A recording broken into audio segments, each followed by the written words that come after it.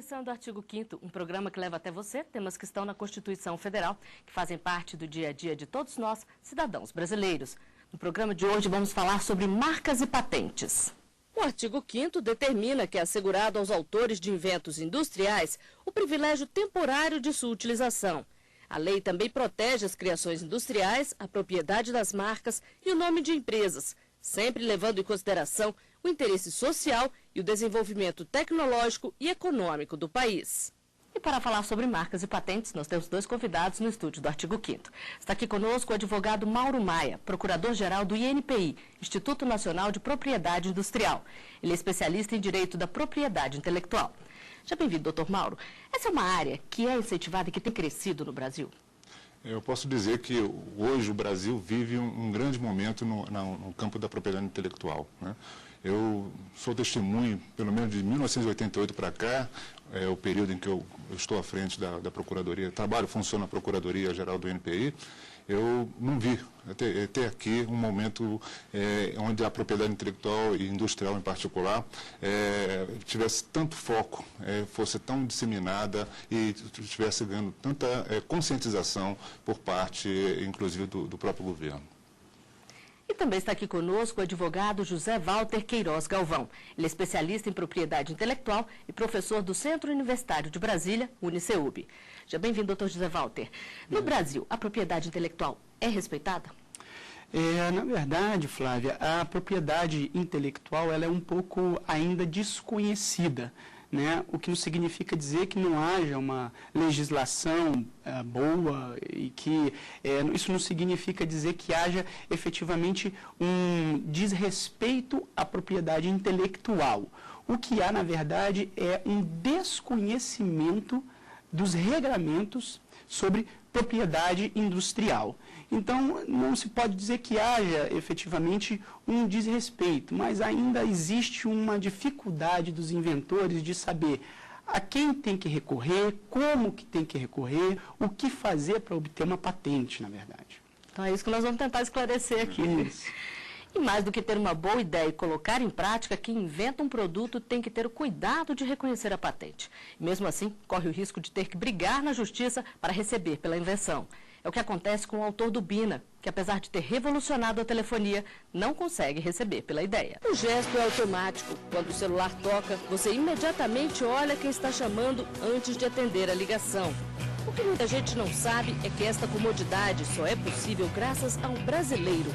Nélio Nicolai é o inventor do Bina. Em 92, quando começou a surgir centrais celular e tal, no mundo não tinha identificação de celular. Você recebia a chamada e ficava piscando e falando assim, call, ou chamando, né? E todo mundo reclamava disso. E é graças a Nélio que 6 bilhões de telefones usam o identificador de chamadas em todo o mundo. Só no Brasil, são mais de 247 milhões de aparelhos. O problema é que mesmo tendo inventado e patenteado o Bina, Nélio até hoje não consegue receber pela ideia, que revolucionou a telefonia. A lei diz o seguinte, o titular da patente, que sou eu, que através da minha empresa, pode proibir todo mundo de usar ou pode cobrar das pessoas. E infelizmente houve uma inversão nisso aí. Hoje todo mundo usa, menos eu. Eu não posso cobrar de ninguém. Até hoje eu não recebi um centavo e tenho que sobreviver. A patente levou 5 anos para ser concedida. Ela foi examinada detalhadamente e confirmada. Mas as empresas de telefonia que usam o serviço entraram na justiça. Briga que se arrasta desde 98. O processo agora está em grau de recurso. O advogado diz que uma decisão favorável significa muito mais do que o reconhecimento para o autor da ideia. Além de movimentar a economia brasileira, com o pagamento de royalties, pode incentivar novos inventores. A vitória nesse processo ela é emblemática.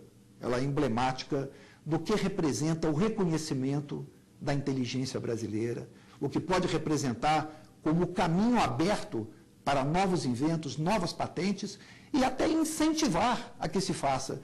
Porque que incentivo terá um inventor de descobrir uma patente, ter custos, realizar uma série de realizações, se depois tem uma via crucis para reconhecer o seu direito? Nélio sabe o quanto sua luta é importante e, enquanto espera pela decisão, se satisfaz em ver como a invenção ganhou o mundo.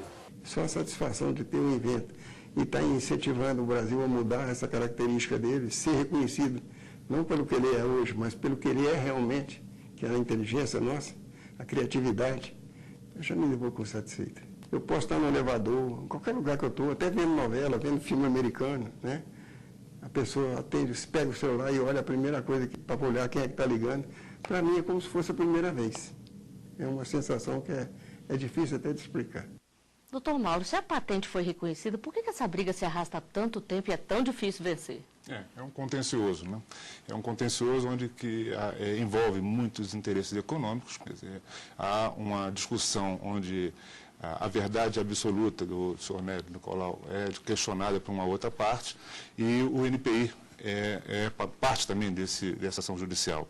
O NPI tem um posicionamento atual onde reconhece parte do invento do senhor Nélio Nicolau.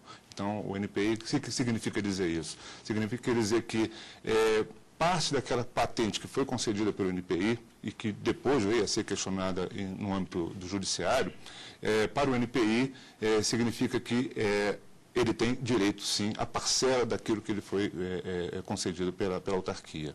Então, é uma discussão que tem questões técnicas envolvidas e que estão sendo discutidas no âmbito judiciário, onde peritos, assistentes técnicos estão se pronunciando e que demanda realmente esse tempo. É um tempo que não é o que nós gostaríamos que fosse, mas é que tantas implicações de natureza técnica que estão sendo produzidas nesse processo que levaram com que não tivesse a decisão até o momento, né? Mas é um caso que é realmente, como disse o advogado, emblemático, né? Porque mesmo assim, para não ficar também a falsa impressão de que não se pode extrair do direito patentário, né, aquilo que realmente o sistema busca conferir ao inventor, ou seja, a proteção, o direito exclusivo e a obtenção dos valores econômicos que dela decorrem, né? Agora, doutor José Walter, esse tipo de briga é comum ou nesse caso é porque envolve muito dinheiro em empresas estrangeiras?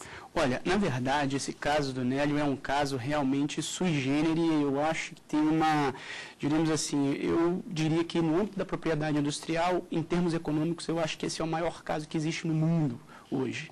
Não vejo nenhum outro caso comparado no mundo em termos financeiros. E isso tem um peso muito grande. O que acontece? Complementando o que o Mauro falou aqui e o que eu disse, não é que não exista uma legislação aplicável, não é que não exista uma deficiência legislativa. Não, existe uma legislação boa. O INPI, ele atua com seriedade nos processos, mas o que acontece é a falta de conhecimento. E essa falta de conhecimento acaba atingindo quem? O próprio poder judiciário. E isso é uma situação muito grave, porque a partir do momento que o próprio Poder Judiciário desconhece algumas questões que envolvem a propriedade industrial, os inventores sofrem e acabam não reconhecidos por aquilo que eles inventaram. O que precisa, então, para poder aumentar esse conhecimento? Olha, eu acho que uma política de reconhecimento, aí eu acredito que seria algo onde o governo ele precisa efetivamente intervir para que haja uma política de reconhecimento. Eu vou dar um exemplo para você. Por exemplo, se eu falo para você sobre Leonardo da Vinci, você já vai ter uma ideia de quem é. Michelangelo, você vai ter uma ideia de quem é. Grambel, Gutenberg, você tem uma ideia de quem é. Mas se eu falo para você, se eu menciono, por exemplo, Bartolomeu Guzmão, quem será esse sujeito? É um brasileiro que inventou o balão a gás. Se eu falo para você de Andreas Pavel, quem é esse sujeito? É o precursor do MP3 brasileiro. Né? Por que a gente... O Padre Landel, não sei se esse programa está sendo transmitido por rádio, mas se tiver, nossa voz está chegando até os ouvintes, graças ao Padre Landel, que é o grande inventor do rádio, que é um brasileiro. Por que a gente não ouve? Por que a gente não ouve o nome de Nélio Nicolai, por exemplo? Porque não existe, eu acredito, uma política, e eu não digo aqui nada com relação ao INPI, porque o INPI ele tem exercido uma função hercúlea. Só que cadê aquela política de reconhecimento dos inventores brasileiros? Cadê essa divulgação maior da propriedade industrial? Por que os juízes conhecem tão pouco? A partir do momento que você tem uma patente concedida, uma carta de patente já homologada pelo INPI, e que o INPI já se manifestou em um processo, falando que essa patente é legítima, por que o único que não recebe dinheiro a partir dessa patente é o inventor? Por que o inventor hoje, coitado, está sendo despejado do seu apartamento, enquanto a patente rende no mundo algo em torno de 17 bilhões de dólares? Ele não recebe um centavo. Então, o que eu acredito é que haja uma deficiência nessa política de reconhecimento. O INPI ele trabalha de um lado, procurando reconhecer, mas acaba isolado, né? Trabalha contra empresas multimilionárias, né? Então, acho que essa é a deficiência. Doutor Mauro, o que é preciso fazer? Brigas como essa, por exemplo, elas desestimulam outros inventores? Não, é isso que eu quis me referir anteriormente. Não pode servir como desestímulo, né? Na verdade, faz parte do negócio. A patente envolve... É um risco que se corre. É o risco, né? Então, a patente confere, sim, o direito exclusivo àquele inventor que produziu aquele conhecimento, né? Agora, isso não significa dizer que a segurança jurídica existe com o título, que é a propriedade que é conferida pelo Estado através do INPI. Então, havendo um questionamento, como houve no caso do Neto Nicolau, isso ele vai ter, é a patente que lhe dá o direito de ir ao judiciário ali e dizer, né, que aquele invento, aquele conhecimento nasceu da ideia dele, né? Agora, o que envolve, permeia essa questão? São questões relacionadas ao judiciário, sim, né? Mas eu posso dizer que hoje há uma evolução substantiva no judiciário, notadamente aquele que funciona no Rio de Janeiro, o Tribunal Regional Federal da 2ª Região, onde ali nós já temos a especialização da matéria no âmbito do judiciário. Então, naquela região, existem 4 varas e 2 turmas já especializadas em propriedade industrial. Então, isso está dando uma qualidade maior, uma celeridade maior, inclusive, nas decisões judiciais que transitam e tramitam para aquela região. Então, hoje, o magistrado que atua em uma dessas varas ou uma dessas turmas, ele tem a condição, né, porque ele está julgando aquela matéria, né, e foi dada a oportunidade a ele de especialização. Isso está sendo muito bom, isso está refletindo muito na qualidade das decisões judiciais e na celeridade que também se atribui quando se tem a questão do contencioso. Para você ter uma ideia rapidamente, né, naquela região você consegue hoje ter uma decisão judicial em 1 ano e meio, em primeira e segunda instâncias, né? Isso em termos de Brasil, muito bom, né? E tem alguns casos que até que, por estratégia processual, não há nem interesse de ir para a segunda região, porque existem casos que você não quer decisão rápida. Olha, aí inverte toda essa lógica, né? Porque a pessoa quer o quê? Servir-se, valer-se, né, da demora do judiciário quando se tem uma outra estrutura. Aí vão ajuizando em outras regiões, né? Porque não tem uma região que não é especializada, né, uma região que não tem a especialização em propriedade industrial, onde os magistrados, né, não têm essa especialização na matéria. Então, se valem também, então tem buscando a estratégia de processo, né, então, que aí também está se deparando com essas questões também. No próximo bloco, nós vamos explicar o que é preciso fazer para poder registrar uma patente. O artigo 5º volta já.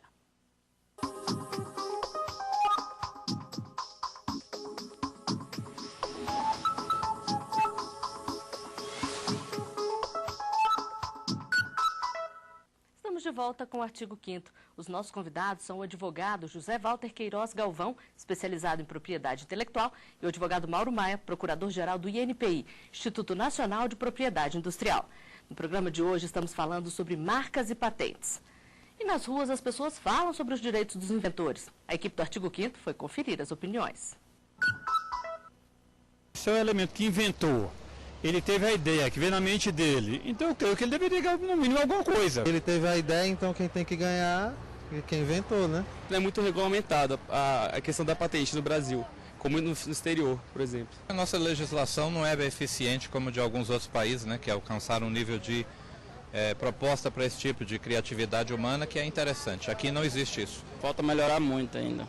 Doutor José Walter, falta melhorar muito mesmo ou, como o senhor estava dizendo, falta maior conhecimento? Em termos legislativos, nós temos já um avanço acho que o Brasil, inclusive em determinadas situações que envolvem a propriedade intelectual, e aqui a propriedade intelectual envolve tanto o direito autoral quanto o direito de propriedade industrial. Eu acho que nós temos uma legislação boa, não é uma legislação ruim, é uma legislação que tem como, no que diz respeito à propriedade industrial, tem um órgão especializado, o INPI, que está dando esse apoio, mas acredito que ainda haja uma falta de disseminação daquilo que auxiliaria o titular de uma ideia a ganhar dinheiro com essa ideia, né?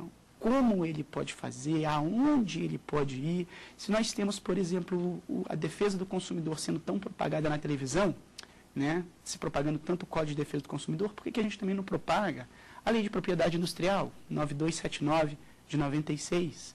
Né? Então, eu acho que um pouco mais de disseminação do que é a propriedade industrial, de como que o inventor pode se proteger, eu acho que seria interessante. Doutor Mauro, então como é que o inventor pode fazer para poder ser reconhecido, para poder garantir os seus direitos? Qual é o passo a passo? Eu queria só um parênteses primeiro, dizer que eu também comungo com a ideia, o pensamento de que o Brasil dispõe hoje de uma grande legislação de propriedade industrial, né? Não é por falta de comando legal que a propriedade industrial é pouco conhecida. Ela é por uma questão de natureza também, da própria economia. Era uma economia que não se dava a condição de produzir o conhecimento interno no país, né? Era uma economia que buscava lá fora, importava, na verdade, o conhecimento.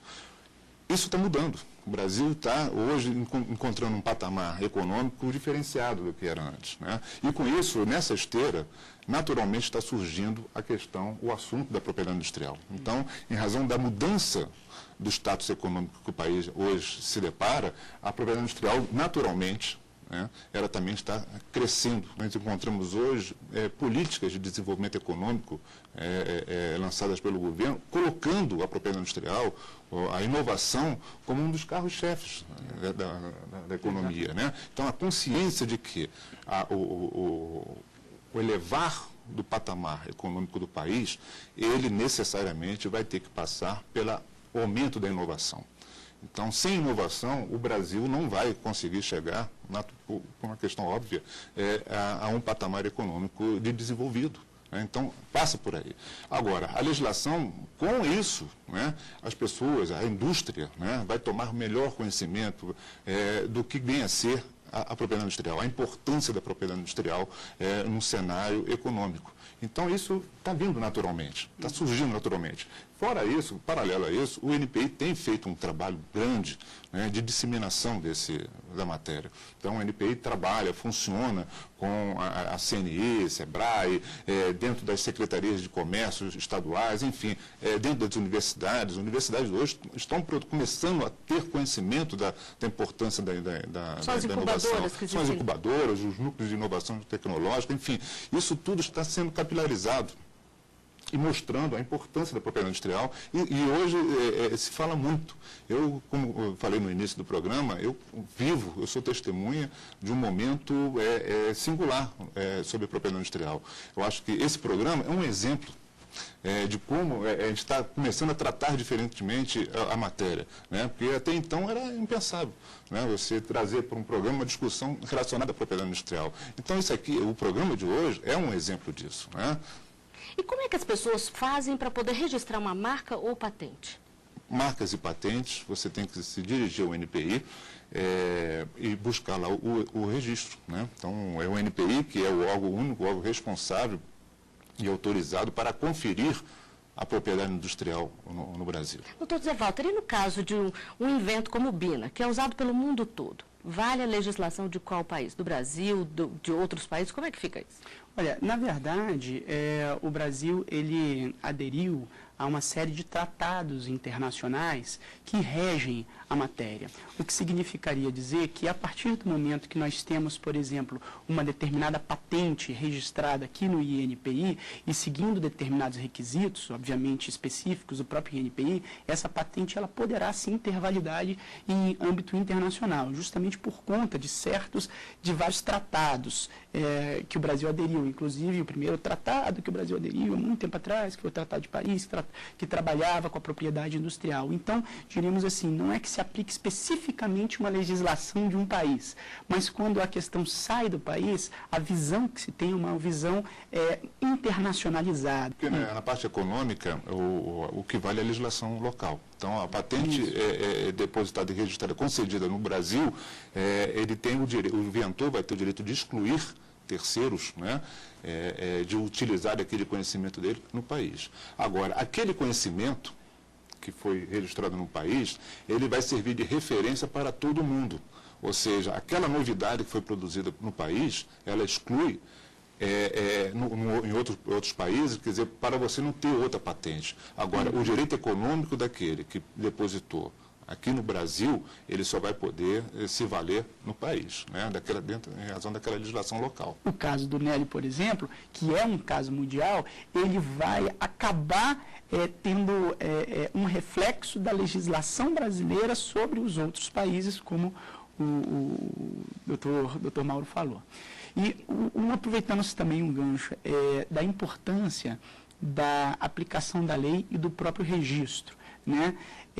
E aproveitando também o que o Dr. Mauro falou na pergunta anterior, da importância efetivamente da patente em termos econômicos, né? Se a gente for pensar, hoje a gente está discutindo muito a questão do pré-sal, que renderia para o Brasil, não sei, algo em torno de 20 bilhões, né? Se formos pensar na BINA, né, por dados estatísticos que nós temos e o impacto econômico que teria aproveitamento de royalties, seria, sem o Brasil ter que fazer esforço nenhum, aproveitamento cerca de 5, 6 bilhões em royalties, né? Então, só complementando essa importância da patente. E nas ruas as pessoas têm dúvidas sobre o assunto. A equipe do Artigo 5º foi conferir. Se eu tenho uma ideia de um produto, como eu posso saber se já tem um igual ou não? Doutor Mauro, onde buscar essa informação? Também no NPI.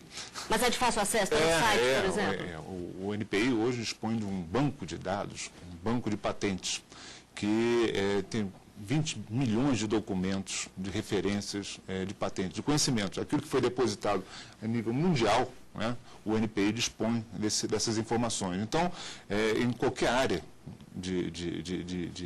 do conhecimento, o NPI dispõe hoje desse banco de patentes. É lá que a pessoa queira desenvolver algum conhecimento para saber, e inclusive até a partir dali, né, daquele estado da técnica que existe atual, você pode produzir inovações a partir daquele estado da técnica, né?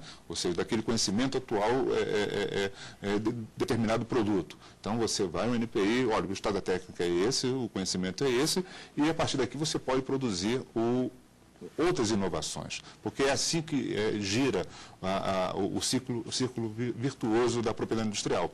Ou seja, é aquela pessoa que vai para a bancada, se debruça, produz esforços muito grandes de inovação, em troca daquilo ali, ele vai para o NPI, o Estado, através do NPI, confere aquele título de exclusividade, mas com que intenção? Daquele conhecimento ser disponibilizado para terceiros. Então é assim que gira, porque o terceiro também tem que ter acesso àquele conhecimento que foi produzido, porque dali ele pode gerar também novas inovações. E o que pode ser patenteado ou registrado como marca, doutor? Quando eu converso com os meus alunos, e eu gosto de fazer essa colocação, eu parto do princípio do now. Aquilo que é adotado de novidade, de atividade inventiva e de uso industrial, por isso que eu falo NAU, now, é algo que pode ser, sim, objeto de patente, né? Então, quando eu trabalho com a novidade e a atividade inventiva, aproveitando aqui o que o Dr. Mauro falou, eu parto de certos aspectos comuns. Ou seja, existem várias coisas que estão naquilo que a gente chama de estado da técnica, que o nosso conhecimento, na verdade, se pauta em coisas que já existem. E aí nós, por meio da criatividade natural do ser humano, nós moldamos aquelas coisas que já existem para que nós possamos construir algo novo, algo que tenha um efeito diferenciado, né? Então, quando nós temos essa conjunção desses fatores, novidade, atividade inventiva e uso industrial, nós vamos ter algo que, juntando os elementos naturais, constituirá uma coisa nova, que tem um efeito novo e que aí sim poderá ser objeto de patente. Nós temos mais uma pergunta, vamos ver? Se alguém roubar a minha ideia, o que eu devo fazer? Doutor José Walter, qual que é o procedimento nesse caso? Que tipo de provas a pessoa tem que reunir? Olha, primeira coisa é a seguinte, existem dois momentos distintos. Existe o momento em que é anterior à concessão da patente, né? E existe aquele momento que é posterior à concessão da patente. Então, quando se trata do momento anterior à concessão da patente, a própria legislação concede uma coisa que se chama período de graça. Então, vamos supor que você criou algo efetivamente novo, que tem aquilo que a gente chama do NAU, novidade, atividade inventiva e uso. Então, se você por alguma razão tiver divulgado isso, mas esse produto é algo novo, é um efeito diferenciado, é uma invenção mesmo, a legislação ela confere a este indivíduo o período de graça, ou seja, durante um ano aquilo pode ser comercializado, explorado, sem que você tenha ainda a carta patente, mas aí para você provar em juízo que aquilo efetivamente é seu, vai ser um pouco mais difícil, porque você vai ter que reunir uma série de provas, né, elementos circunstanciais que você vai ter que apresentar para o juiz para mostrar que aquilo efetivamente é seu. Mas você tem esse direito nesse prazo que a gente chama de período de graça, que é o prazo de 1 ano. Aí você tem que registrar a patente, porque senão você vai acabar perdendo o seu direito. E aí tem um segundo período, que é o período pós-patente. No período pós-patente, quando você já tem a patente na mão, é muito mais difícil roubarem a sua ideia, o seu invento. Porque é justamente a patente que legitima o seu direito sobre aquilo que foi inventado. Doutor Zé Mauro, só para a gente terminar aqui, por quanto tempo uma patente fica particular e quando ela cai em domínio público? A patente, existem dois tipos de patente, a patente de invenção e a patente de modelo de utilidade. A patente de invenção é aquela que você produz algo novo, né? E essa tem um período de vigência de 20 anos contados da data do depósito.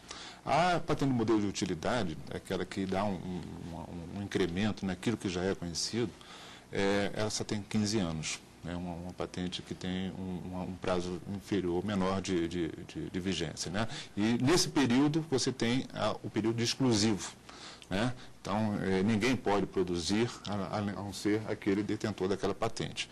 E todos os direitos econômicos oriundos daquela patente têm que ser revertidos para o titular, que pode, nada o impede de